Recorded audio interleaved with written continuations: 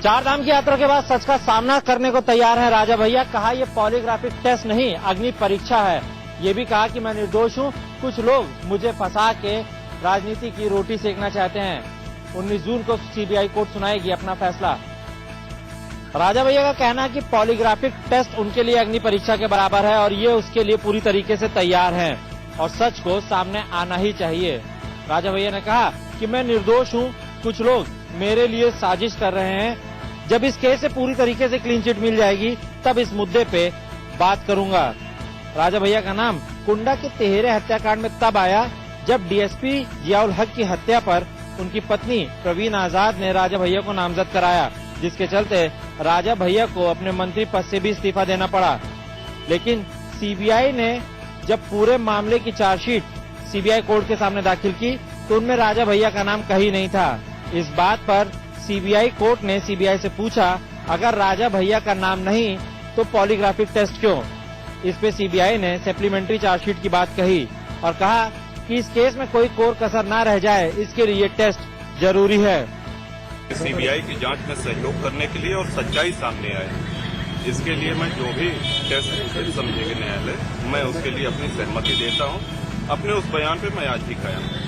इस पूरे मामले पे कोर्ट अपना फैसला चाहे जब सुनाए, लेकिन एक बात तो साफ है कि राजा भैया को एक तरीके से क्लीन चिट मिल गई है, क्योंकि खुद कोर्ट ने सीबीआई से ये सवाल किया कि जब चार्जशीट में राजा भैया का नाम नहीं तो क्यों पॉलीग्राफिक टेस्ट? राजधानी लखनऊ में भूमाफियाओं का एक अजब कारनामा सामने आया है। मध्य प्रदेश के पूर्व मुख्यमंत्री रहे श्याम चरण शुक्ल की पुश्तैनी जमीन को फर्जी कागजात के सहारे बेच डाला गया है। यूपी में भूमाफियाओं ने मध्य प्रदेश के 4 बार मुख्यमंत्री रह चुके श्याम चरण शुक्ला की जमीन को भी नहीं बख्शा। उन्नाव के मूल निवासी शुक्ला परिवार की पैतृक जमीन लखनऊ उन्नाव सीमा पर मोहनलालगंज के गांव मीनापुर में है, जिसमें मध्य प्रदेश के पूर्व मुख्यमंत्री श्याम चरण शुक्ला का भी हिस्सा है। लेकिन भूमाफियाओं ने श्याम चरण शुक्ला की 21 बीघे जमीन को फर्जी तरीके से बेच दिया। तहसील मोहनलालगंज में 2 अप्रैल 2013 को श्याम चरण शुक्ला की जगह फर्जी आदमी खड़ा कर दिया गया।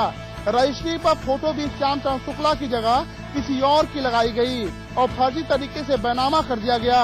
जमीन को फर्जी तरीके से बैनामा कराने वाले शख्स का नाम राकेश भारद्वाज है और रजिस्ट्री पर उसका पता बलिया जिला का दिखाया गया है। ये पूरा मामला यूपी के मुख्यमंत्री तक पहुंचा तो मुकदमा भी दर्ज किया गया, जिसके बाद 4 बार मुख्यमंत्री रहे श्याम चरण शुक्ल की जमीन को फर्जी तरीके से बेचे जाने के इस मामले में पुलिस ने फिलहाल जाँच शुरू कर दी है। फिलहाल जिस तरीके से फर्जी बैनामा कर पूर्व मुख्यमंत्री की जमीन को बेच डाला गया, उससे साफ जाहिर हो गया है कि राजधानी में भूमाफियाओं का मकर जाल किस तरफ फैला हुआ है। टिकटों की कालाबाजारी की सूचना पर गाजियाबाद रेलवे स्टेशन पर सीबीआई ने छापेमारी की कार्रवाई की। यहां विदेशी यात्रियों के कोटे और रेलवे रिजर्वेशन में रोजाना धांधली की शिकायतें मिल रही थी। बताया जा रहा है कि सीबीआई टीम फॉरेन कोटे के साथ तत्काल टिकटों के दलालों की धरपकड़ के लिए यहां पहुंची। गाजियाबाद आने से पहले टीम ने आनंद विहार टर्मिनल पर भी रेड की। गाजियाबाद स्टेशन पर ट्रेन में विदेशी कोटे पर सफर कर रहे लोगों की गहनता से जांच की गई। साथ ही आरक्षण केंद्र पर भी टीम ने दस्तावेज जांचे। सीबीआई की टीम ने ट्रेन में सफर कर रहे यात्रियों के कागजातों की भी जांच की। इसके अलावा सीबीआई टीम ने गाजियाबाद के आरक्षण केंद्र पर भी दस्तावेज खंगाले। मिली जानकारी के मुताबिक गाजियाबाद आने से पहले टीम ने आनंद विहार टर्मिनल पर भी रेड की थी। सीबीआई की इस रेड से साफ हो गया है कि रेलवे के टिकट इन दिनों दलालों के चुंगल में हैं और रेल विभाग के तमाम दावे फेल साबित हो रहे हैं। वाराणसी में बीएचयू के वाइस चांसलर को SC/ST आयोग की ओर से जारी हुआ वारंट। बीएचयू के कुलपति डॉक्टर लालजी सिंह के खिलाफ देर रात जमानती वारंट पहुंचने से हड़कंप मच गया। यूनिवर्सिटी कैंपस के हर डिपार्टमेंट में इस बात की चर्चा आम हो गई है कि राष्ट्रीय अनुसूचित जाति अनुसूचित जनजाति आयोग की ओर से गैर वारंट भेजा गया। तिवारीपुर थाना क्षेत्र में जिला अस्पताल के 7 डॉक्टरों समेत 17 कर्मचारियों पर पुलिस ने 419-20 का मुकदमा दर्ज किया है। जिला अस्पताल में फर्जी तरीके से कुछ मेडिकल लीगल बनाए गए थे, जिस पर आरोपी ने पत्रावली देकर के शिकायत दर्ज कराई थी। शिकायत दर्ज कराने के बाद इसकी जांच शासन स्तर से कराई गई। यहाँ तक कि जिला के CMO अधिकारी द्वारा भी इसकी मेडिकल बोर्ड बैठा करके जांच कराई गई थी, जिसमें फर्जी पाए गए थे। जो प्रमाण फर्जी मिले उसके आधार पर पुलिस ने 419-20 का मुकदमा 7 डॉक्टर समेत 17 कर्मचारियों पर दर्ज किया है। देखना अब यह है कि मुकदमा तो दर्ज है, मगर कब तक डॉक्टरों की गिरफ्तारी होती है। कानपुर के बजरिया थाना क्षेत्र में 7 वर्षीय बच्ची के साथ दुष्कर्म कर हत्या के मामले में जहां परिजन और समाजसेवी संस्था आरोपी की गिरफ्तारी की मांग कर रहे थे, वहीं पुलिस ने उन पर लाठीचार्ज कर दिया।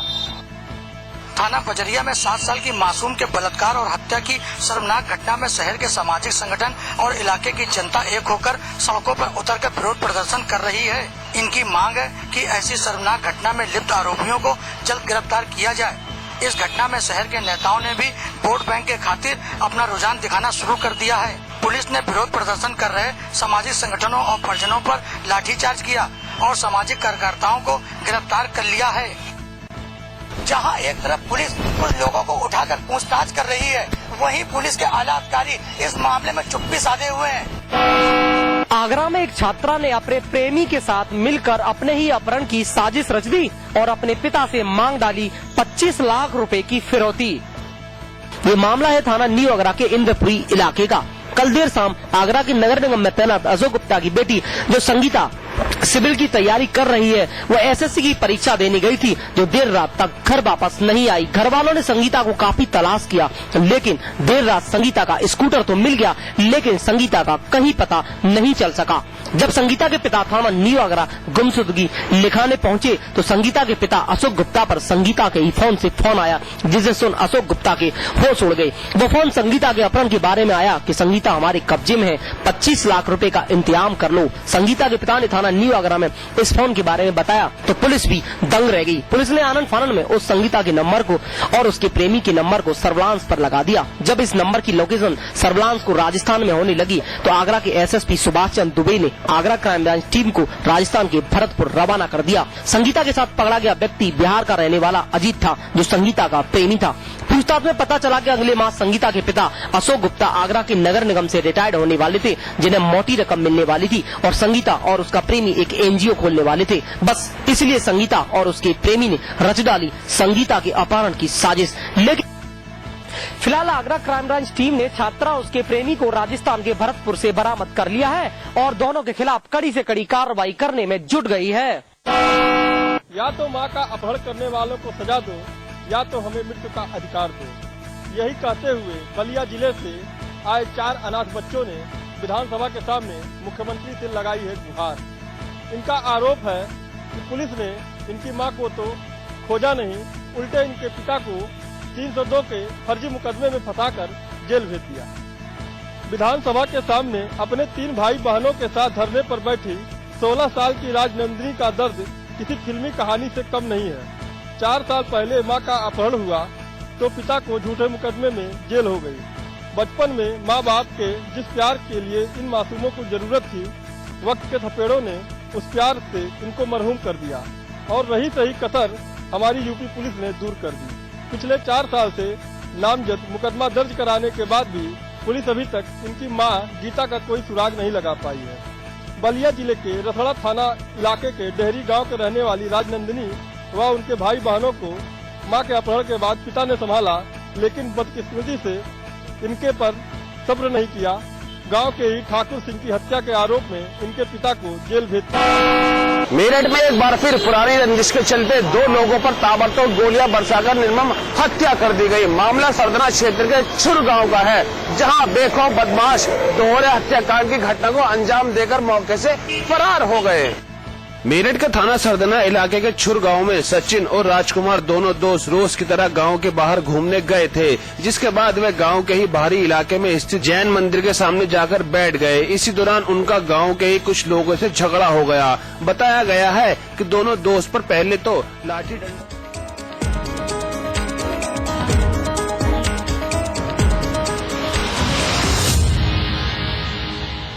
JB Institute of Technology, Dehradun, the best institute of engineering with best faculty and good infrastructure. JB Institute of Technology, inspiring minds, transforming lives. NH72 Chakrata Road, Dehradun. आज ली क्या? And then interestingly.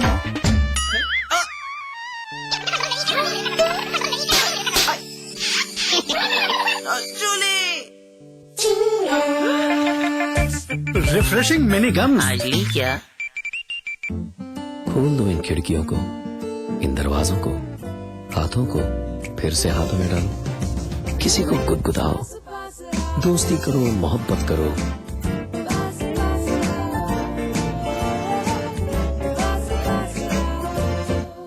गले मिलो, आंख मिलाओ, किसी को अपना बनाओ। ताया ताई, मौसा मौसी, सबसे प्यार करो। रहो हमेशा पास पास। अब उत्तर प्रदेश का हर एक छात्र दुनिया से बराबरी करने में सशक्त होगा। उत्तर प्रदेश सरकार ने वादा निभाया, लैपटॉप वितरण योजना शुरू हो गई है। हर इंटर पास छात्र अब इस योजना का लाभ उठा सकता है। सिर्फ लैपटॉप नहीं, यह है बेहतर शिक्षा का साधन। Discover global environment, global exposure, global curriculum, placements, collaborations. Graphicera University Dehradun, transforming dreams into reality. स्वाद बड़ी चीज है, स्वाद से बढ़कर कुछ नहीं। तुलसी सादा पान मसाला। क्या आपका शहर न्यूज चैनलों की भीड़ में कहीं खो गया है? क्या आपका शहर अखबार के चंद पन्नों तक सिमट गया है? क्या आपके शहर से मीडिया का ध्यान हट गया है? अगर इन सवालों का जवाब हाँ है, तो हम आपके लिए लेकर आए हैं आपका शहर, आपकी खबर, रोजाना सुबह 8 बजे और रात 10 बजे सिर्फ समाचार प्लस पर। आपको देने ज्योतिष, वास्तु, तंत्र और रत्नों से जुड़ी सलाह। आ गए हैं फलित वास्तु एवं प्राच्य विद्या विशेषज्ञ पंडित दिवाकर शर्मा। आपके जीवन की हर बाधा को दूर कर उसमें बढ़ाने आनंद का प्रवाह। हमारे खास कार्यक्रम आपके सितारे में रविवार सुबह 8:30 बजे सिर्फ समाचार प्लस पर। हमारे सभी प्रबुद्ध दर्शक हमारे लिए बेहद महत्वपूर्ण हैं। अगर आप कोई खबर देना चाहते हैं या फिर अपनी राय बताना चाहते हैं तो समाचार प्लस नोएडा @gmail.com पर ईमेल कर सकते हैं। आप पत्राचार के जरिए भी संपर्क कर सकते हैं। हमारा पता है समाचार plus, Uttar Pradesh, Uttarakhand, H174, sector 63, Noida, Uttar Pradesh. आपके अनुरोध पर आपकी पहचान पूर्णतः गुप्त रखी जाएगी।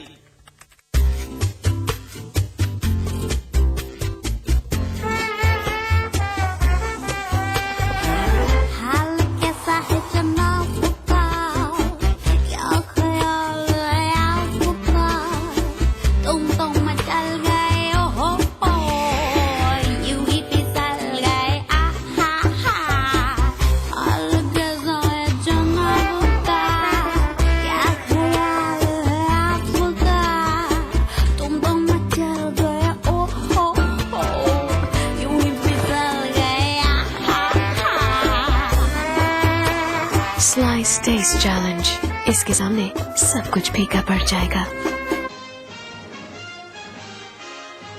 उत्तराखंड के पहाड़ी इलाकों में बारिश से मची भारी तबाही, 100 से ज्यादा लोगों की मौत, 75,000 से ज्यादा लोग जगह जगह फंसे। आपदा में तबाह हो गया केदारनाथ धाम, मंदिर के अलावा सब कुछ हुआ साफ, चारों तरफ बस मलबा ही मलबा। आपदा बचाव राहत के लिए उत्तराखंड पहुंची एनडीआरएफ की 12 टीम, 50 घंटों के बाद शुरू हुआ प्रभावित इलाकों में राहत और बचाव काम। मुख्यमंत्री बहुगुणा ने भी किया कई इलाकों का दौरा। दिल्ली में फिर भारी बारिश की चेतावनी, हथनीकुंड से लगातार पानी छोड़े जाने से यमुना का पानी खतरे के निशान के पार, इमरजेंसी अलर्ट जारी। बाढ़ के हालात को देखते हुए यूपी में अलर्ट, प्रभावित इलाकों में भेजी गई राहत टीमें, सहारनपुर, पीलीभीत और खीरी में बना कंट्रोल रूम।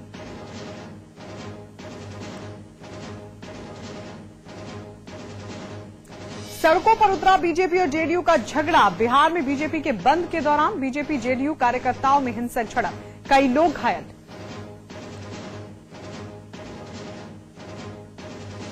चुनावी वादे को पूरा करने यूपी के सीएम अखिलेश यादव पहुंचे बुंदेलखंड। हमीरपुर और महोबा में छात्रों को दिया तोहफा। बांदा में सुबह बांटेंगे लैपटॉप।